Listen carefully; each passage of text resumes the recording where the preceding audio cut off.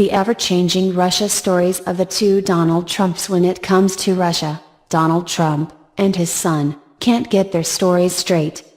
Consider the last day and a half. On Saturday, Donald Trump Jr. said that a 2016 meeting between himself and a Russian lawyer with ties to the Kremlin was primarily about adoptions. That came in response to a New York Times piece detailing the meeting between Trump, then campaign chairman Paul Manafort, Trump's son-in-law Jared Kushner, and Russian lawyer Natalia Veselnitskaya. On Sunday, when the Times reported a second piece alleging that Trump Jr. had met with Veselnitskaya after receiving a promise that she possessed damaging information about Hillary Clinton, he changed his story. After pleasantries were exchanged, the woman stated that she had information that individuals connected to Russia were funding the Democratic National Committee and supporting Miss Clinton, Trump Jr. said in a statement. Her statements were vague, ambiguous, and made no sense.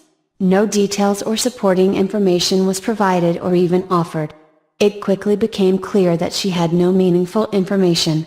Then there was this odd reversal from the president himself on another matter involving Russia. On Sunday at 7:50 a.m., President Trump tweeted, "Putin and I discussed forming an impenetrable cybersecurity unit so that election hacking, and many other negative things, will be guarded." On Sunday at 8:45 p.m., President Trump tweeted, "The fact that President Putin and I discussed a cybersecurity unit doesn't mean I think it can happen. It can't, but a ceasefire can, and did."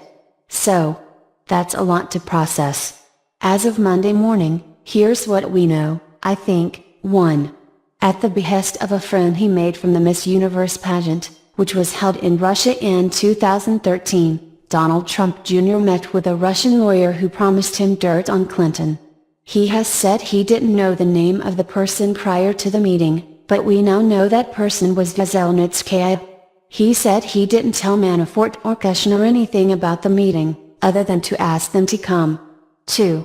Trump Jr. initially said the meeting was primarily about adoption when initially confronted about it by the Times on Saturday.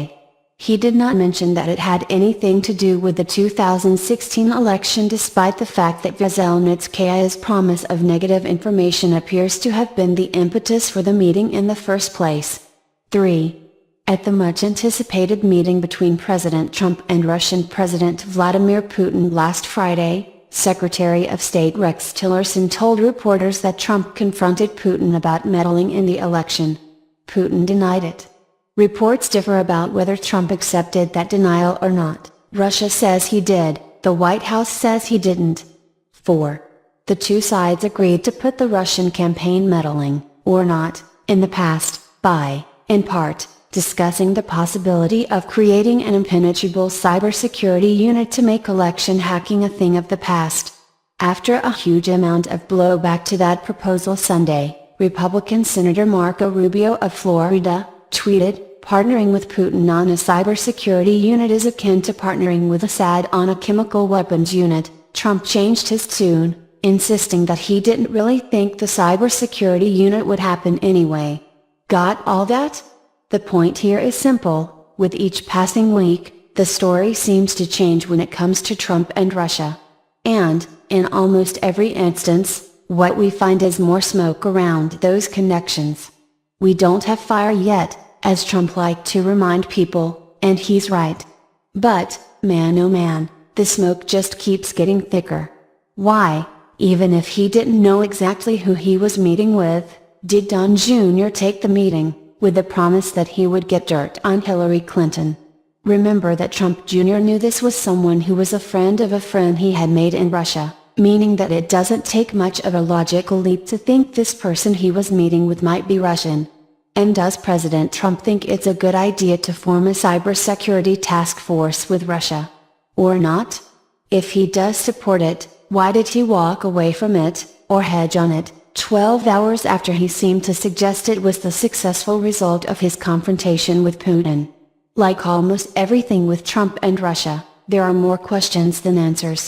And, if past is prologue, Trump and his senior advisors won't answer any of them.